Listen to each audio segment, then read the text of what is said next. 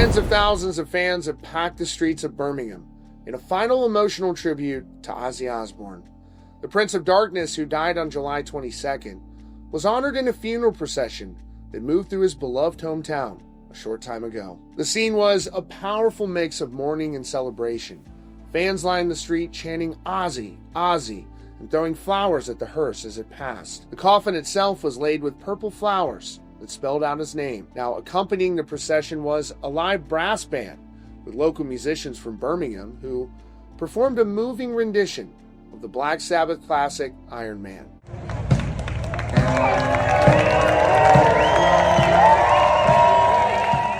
The group made its way to Broad Street, where the Black Sabbath bridge and bench had become a public memorial, flooded with flowers, photos, and notes from fans wanting to pay their final respects. The procession stopped right on that bridge, and it was there that the family, including Ozzy's grandchildren, stepped out to view the tributes. For about 5 minutes, they took in the outpouring of love.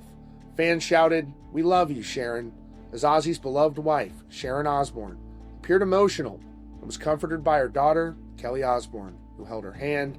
Son Jack Osbourne, daughter Amy, and Ozzy's son Louis were also there by their side, looking on at the sea of powerful tributes.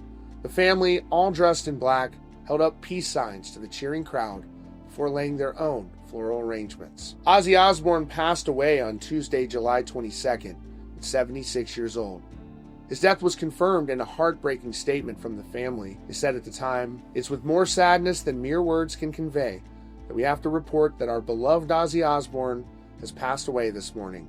He was with his family and surrounded by love. We ask everyone to respect our family privacy at this time." His passing came just weeks after a triumphant final performance. On July 5th, Ozzy reunited with Black Sabbath for their final show. Despite being unable to walk due to his ongoing battle with Parkinson's disease, Osbourne performed from a throne for thousands of adoring fans at Birmingham's Villa Park. It was a final, powerful moment for a career that spanned decades and defined a genre. Over a decade before his death, Ozzy had actually given some thought to what he wanted for his own funeral. In a 2011 column for The Times, he made it clear he didn't want it to be a mope fest in typical fashion.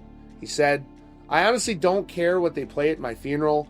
They can put on a medley of Justin Bieber, Susan Boyle, and We Are the Diddy Men if it makes him happy." He went on to say that he didn't want any harping on the bad times. He added, "A lot of people see nothing but misery their whole lives. So, by any measure, most of us in this country, especially rock stars like me, are very lucky.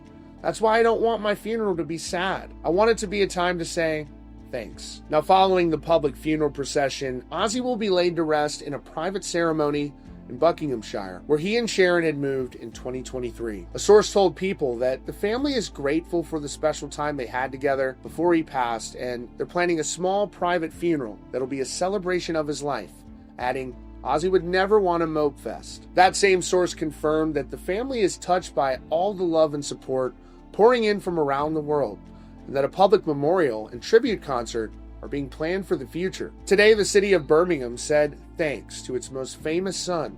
The fans who lined the streets, the bands who played the music, and the family that shared their grief all came together for a final, fitting farewell to the one and only Prince of Darkness. As we continue to honor the life and legacy of the icon Ozzy Osbourne, share your favorite memories down in the comments, and of course, stick with Rockfeed for the latest news and updates about this situation and more.